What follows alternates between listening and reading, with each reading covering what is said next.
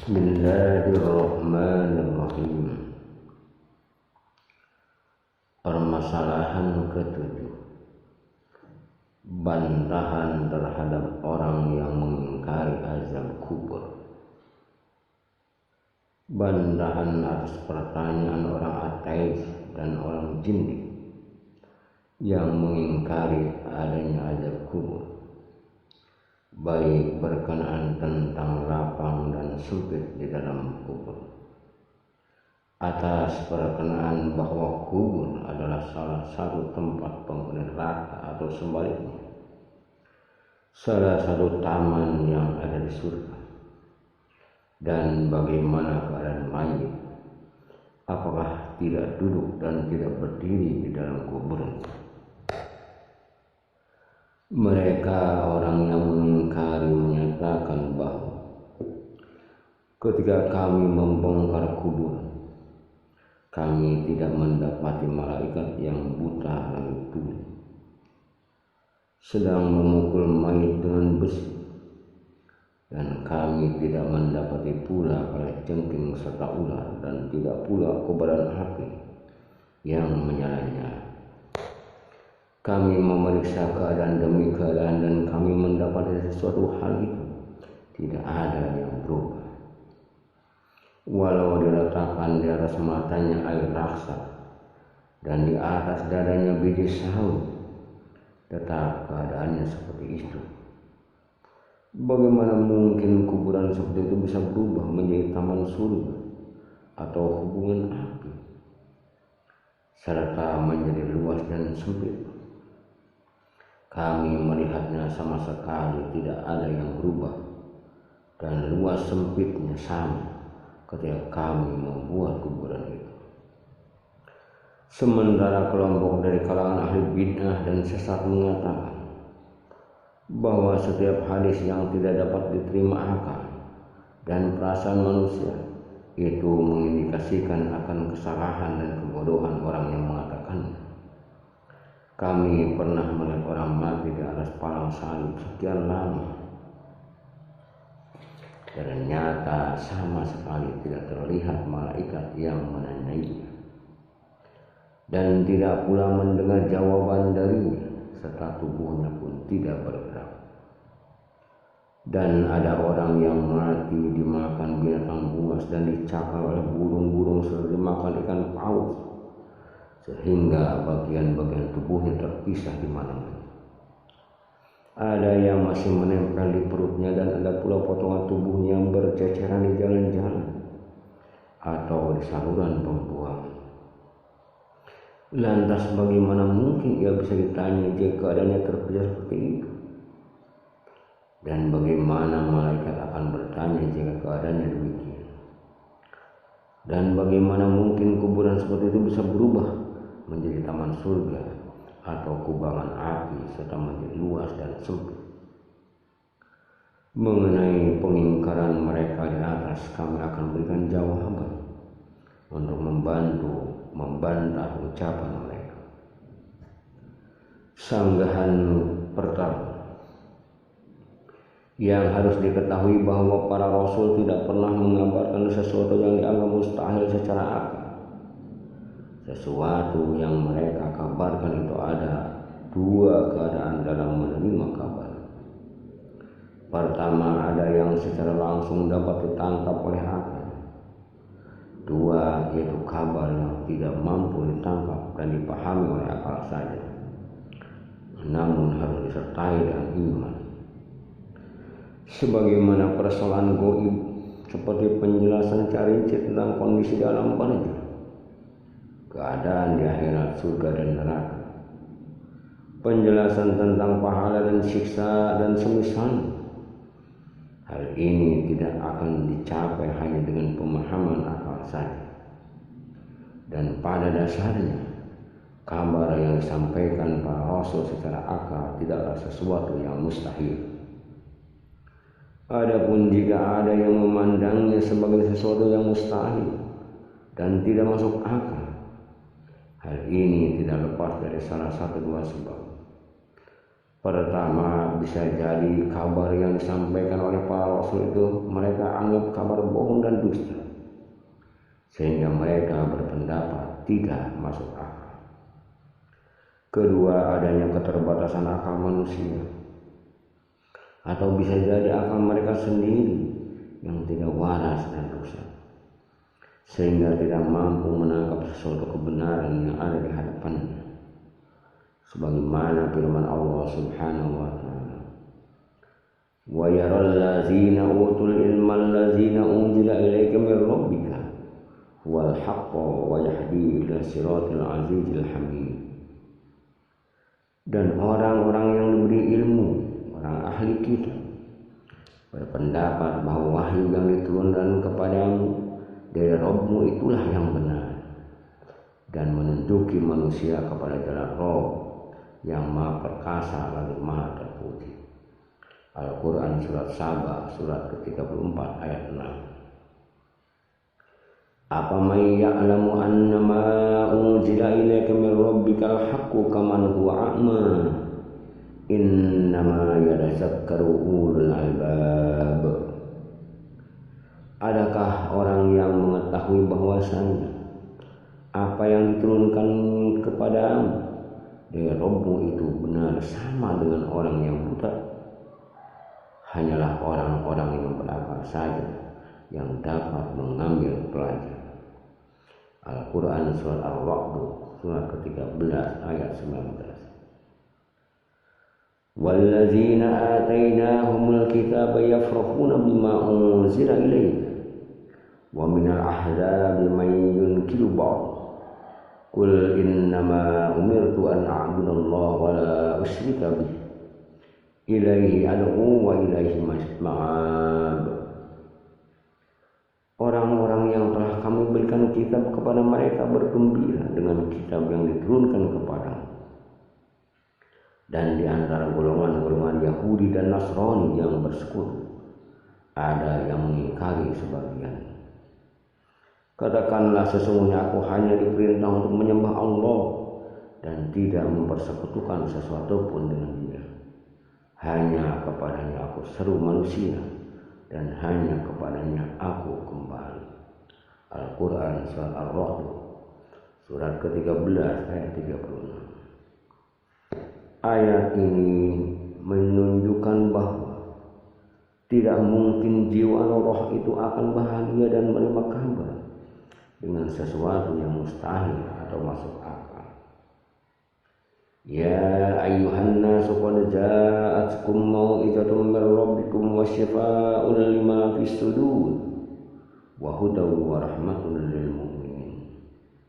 Qul bi fadlillahi wa bi rahmatihi fa bidzalika falyafrahu huwa khairum mimma yajma'un. Hai manusia, sesungguhnya telah datang kepadamu pelajaran dari Rabbmu dan penyembah bagi penyakit-penyakit yang berada dalam dada, dan petunjuk serta rahmat bagi orang-orang yang beriman. Katakanlah, dengan kurnia Allah dan rahmatnya, hendaklah dengan itu mereka bergembira. Kurnia Allah dan rahmatnya itu adalah lebih baik dari apa yang mereka kumpulkan. Al-Quran surat Yunus surat ke-10 ayat 57 hingga 58. Sesuatu yang tidak mungkin atau masuk akal itu akan mendatangkan kesembuhan, rahmat, dan menjadi petunjuk serta membuat bahagia. Dengan demikian, barang siapa yang di hatinya tidak yakin mengenai suatu kebaikan dan hatinya tidak mantap di jalan Islam, maka keadaannya tak ubah seperti seorang yang sedang bingung dan ragu-ragu.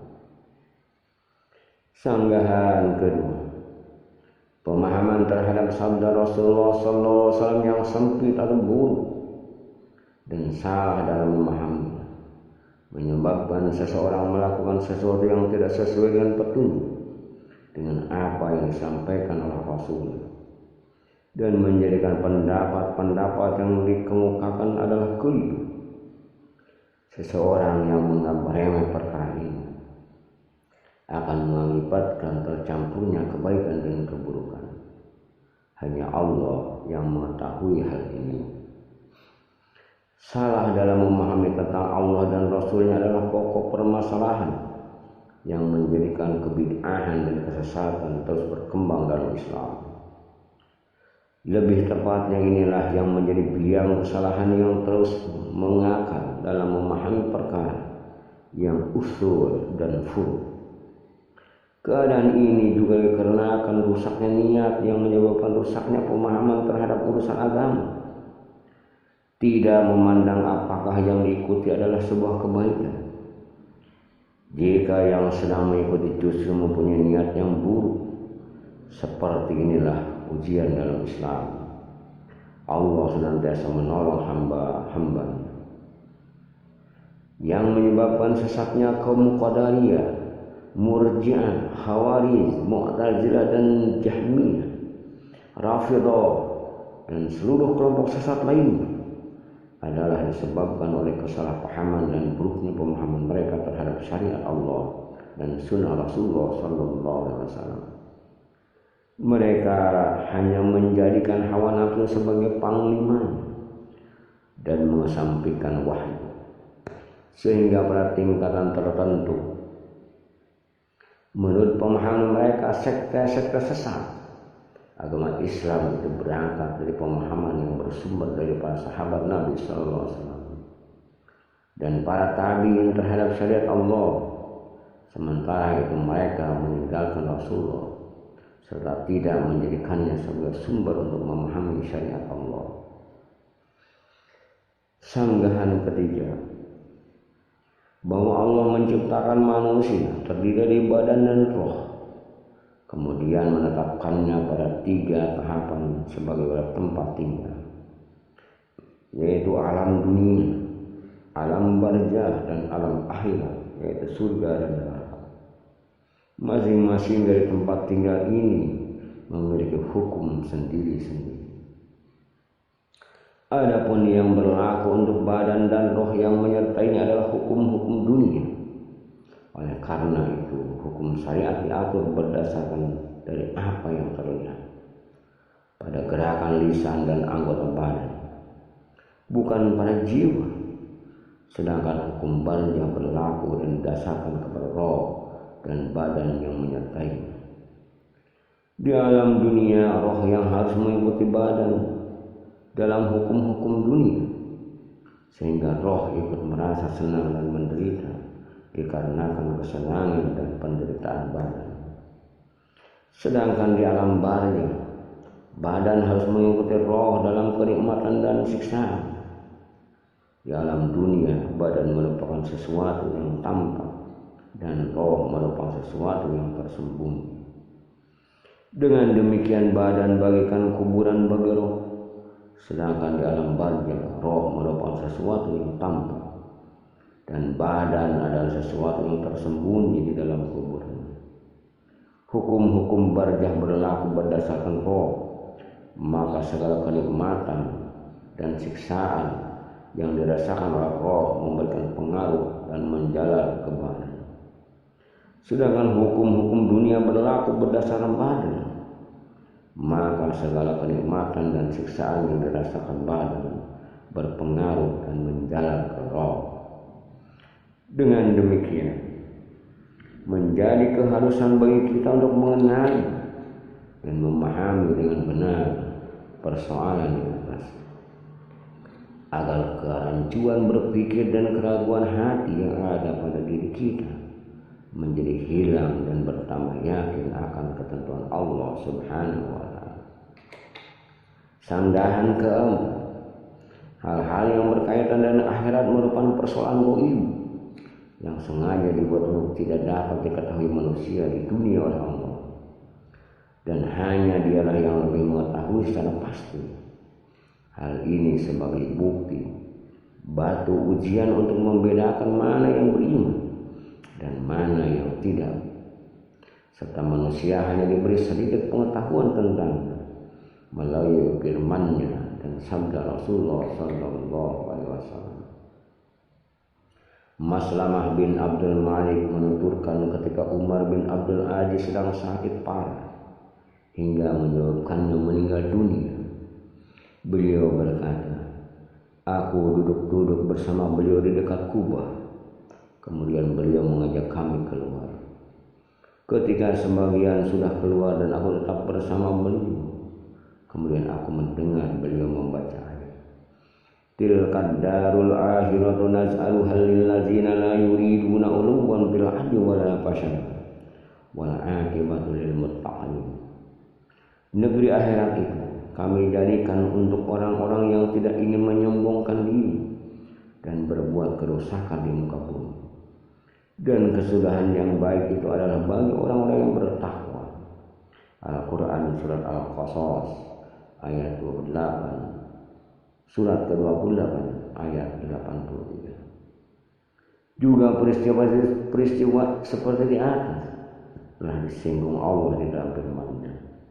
Falaula idza balagatil hulqum wa antum hina idzin tanzurun wa nahnu aqrabu ilaihi minkum walakin la tubsirun. Maka mengapa ketika nyawa sampai di kerongkongan, padahal kamu ketika itu melihat, dan kami lebih dekat kepadanya daripada kamu, tetapi kamu tidak melihat. Quran Surah Al-Waqiah surat ke-56 ayat 83 hingga 86. Wallahu a'lam bishawab. Bismillahirrahmanirrahim. Sanggahan kelima bahwa kobaran api dan tetumbuhan hijau di alam kubur tidak sama dengan api dan tumbuhan di dalam dunia.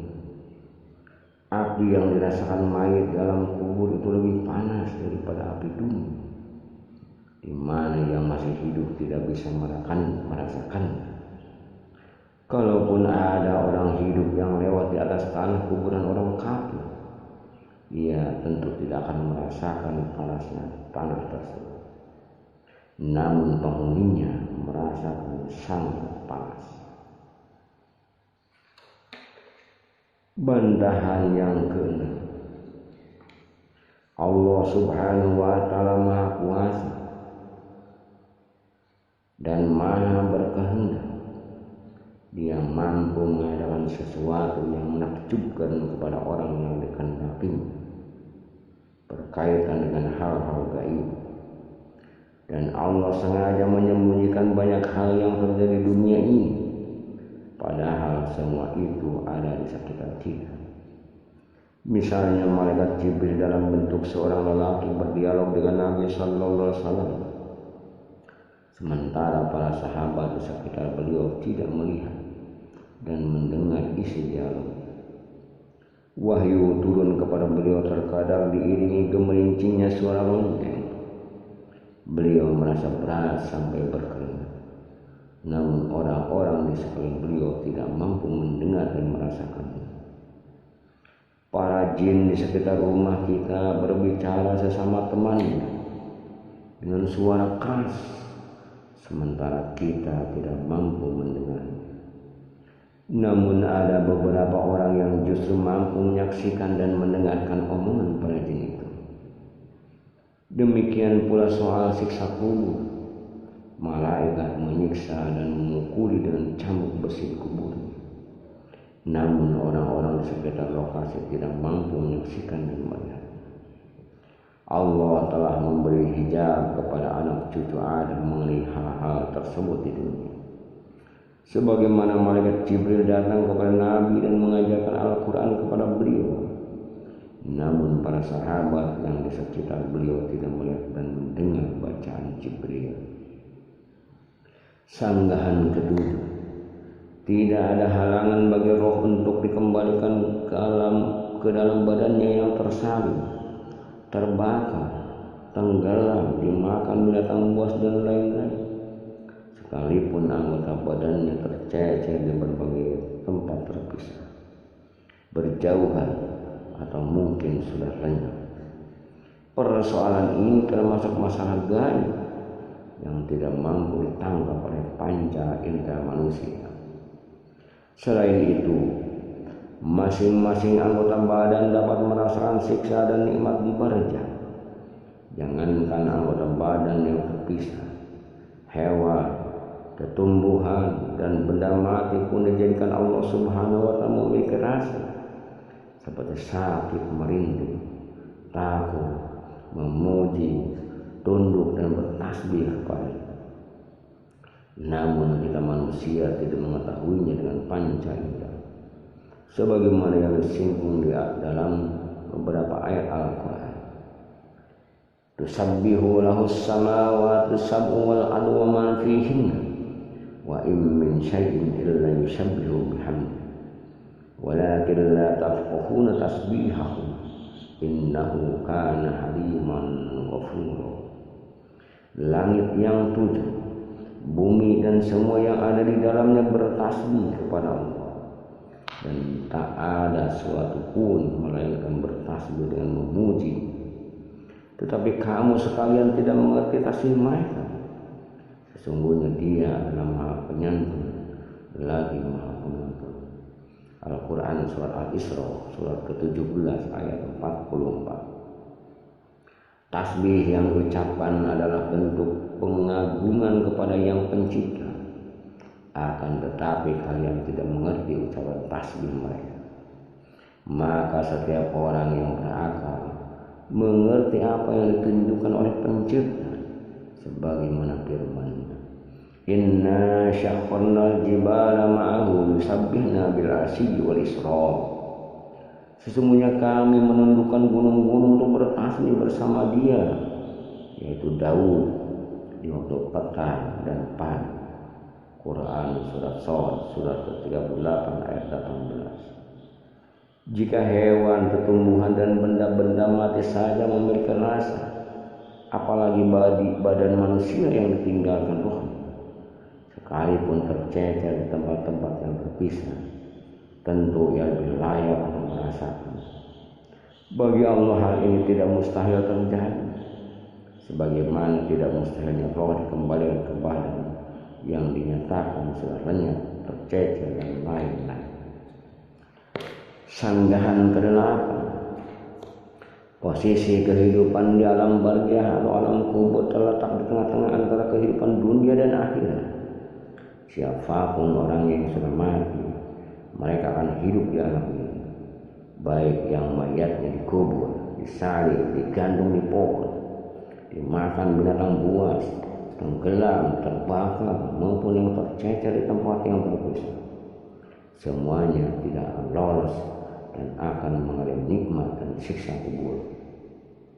Sanggahan ke-9, Allah Subhanahu wa ta'ala telah menetapkan 2 tempat kembali dan 2 kebangkitan setelah kematian manusia, disertai dengan pembalasan sesuai dengan baik buruknya amal selama hidup di dunia. Pada kebangkitan pertama itu subuh, roh manusia dipisahkan dari badannya, yaitu mati. Lalu keduanya dikembalikan atau dihubungkan dalam rangka menerima pembalasan. Yang pertama di alam barzah. Sedangkan pada kebangkitan kedua itu kubur, Allah mempersatukan roh dengan badannya secara sempurna dan membangkitkannya dari kuburnya untuk menerima pembalasan yang kedua di surga atau neraka. Kedua jenis kebangkitan ini disinggung Allah Subhanahu wa ta'ala di dalam surat Al-Mu'minun, Al-Waqi'ah, Al-Qiyamah, Al-Fajr, Al-Mutaffifin, dan lain-lain sebagainya. Alam dunia adalah tempat pembebanan kewajiban agama dan bukan tempat pembalasan, sehingga balasan tidak tampak di sini. Sementara alam barzah merupakan awal tempat pembalasan berupa siksa dan kenikmatan. Sedangkan alam akhirat, surga atau neraka, merupakan kelanjutan dari pembalasan secara sempurna. Wallahu a'lam bishawab.